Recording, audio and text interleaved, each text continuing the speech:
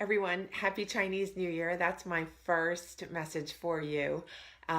It's the year of the pig. I hope the year of the pig brings everyone here and friends and family love, abundance, health, and happiness. My name is Christine Lee. I am procrastination coach, and today I am going to talk to you about communication and productivity. Why do we need to develop effective communication skills if we want to keep our lives moving forward well, to keep abundance coming in? I think communication is a major factor for general success and also specific success. And I think you'll get the sense of why after you listen to this particular live training. So I have 3 tips for you about communication that I think will help you starting today.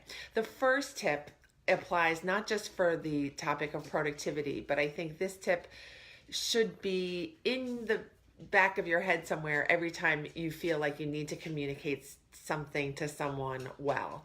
The tip is that we need to always assume that the person that we're speaking to or the people that we're speaking to can take care of themselves. That means that we have to assume that they have the skills to get things done. Good morning, Joyce. That we have an audience that is ready and willing and able to get things done and to take care of us and to take care of what we're requesting. If we don't start out with that assumption, I think that can lead us into trouble. We've all been there where we feel like, oh, that person doesn't look like they're feeling so well, or they look a little distracted, or I'm not so sure that I can trust them. But when we do that, we end up holding back our own needs. We end up not saying our requests as completely or as confidently or as fully, and then the message gets dropped because maybe that person is not feeling great. Maybe that person is not ready to take on the responsibility. But we have to start out with our full request, assuming that the person who's listening to us can handle it. It is up to them to indicate to us, either verbally or non-verbally, that they're actually not up to helping us. But we have to show up really fully with our communication, full communication, in order for anything to work out. So my tip to you and suggestion is to not hold back with what you need. Always state very clearly, directly, honestly, and with full power what your request is. Okay, that's tip number 1. Tip number 2 is similar to tip number 1. I want you to get bold. And by that, I mean, get up and get personal. Ask people for what you need in person. Research has shown that when you ask people for what you need in person, as opposed to via email, you will get your requests completed. It's 34 times more likely for you to get your request satisfied. So 34 times. I just read that earlier today. I hope that's a true finding, but that seems to make sense, right?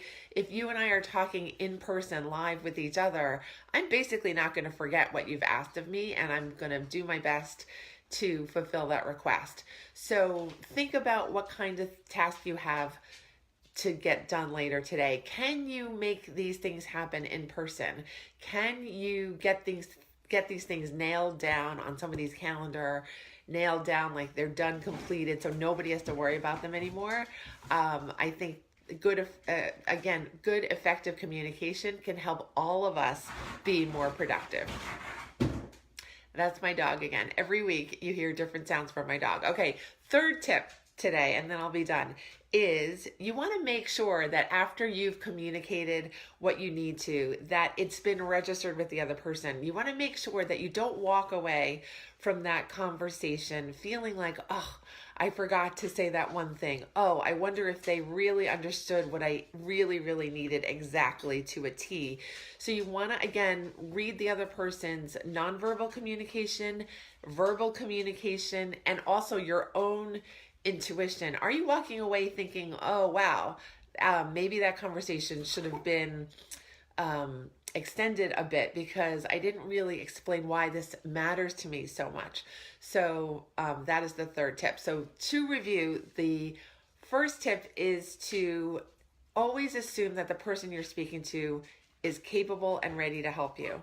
Two, get bold.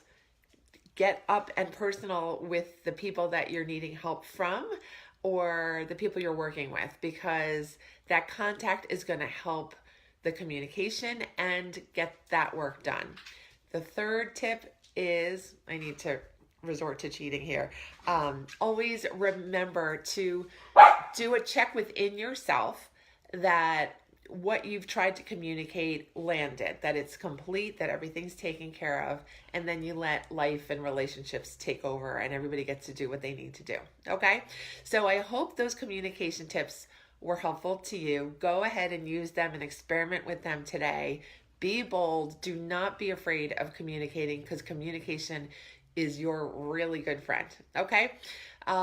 Stay in touch with me. I'm procrastination coach. So visit my website for free resources and help. I have a blog there as well. It's procrastinationcoach.com. I will see you back here next Tuesday at 10 a.m. Eastern Time for more trainings and thoughts on how to get things done. Okay, take care. Bye-bye.